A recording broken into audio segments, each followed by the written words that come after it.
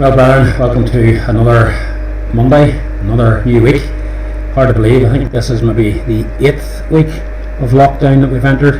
It seems as though it's never going to come to an end, but by God's grace, hopefully we'll begin to move back to normality in the not too distant future.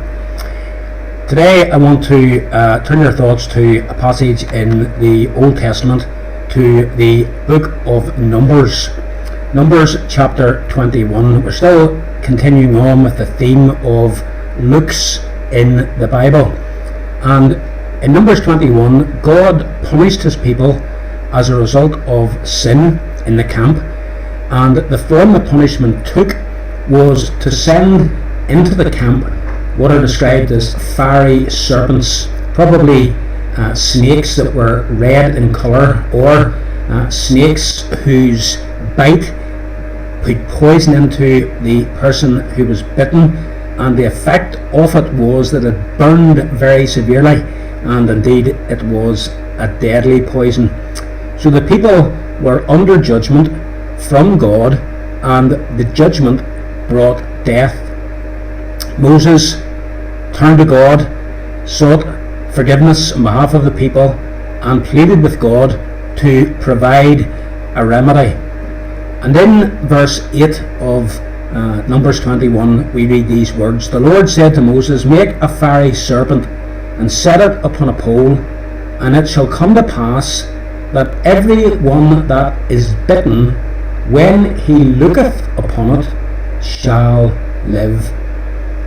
God had promised that those who looked to the remedy that he provided would be saved from the death that was inevitable. The most important aspect of this story in the Old Testament is the fact that God provided a remedy. It was the only remedy by which the disease of the poison of the snake could be overcome. And the people needed to believe that simply by looking at this image of the serpent that had been created by Moses, that God would heal them as a result of them looking to this remedy for healing. In the New Testament, Jesus says in the Gospel of John, just as the serpent was lifted up in the wilderness, even so must the Son of Man be lifted up. He's making it clear that this incident in the history of Israel was a prefiguring, a pointing forward, what we call a type of the work that Jesus would come to do. Jesus was God's provided remedy for sin. All of us have been bitten by the snake. All of us are sinners, and there's only one remedy, and that remedy is Jesus.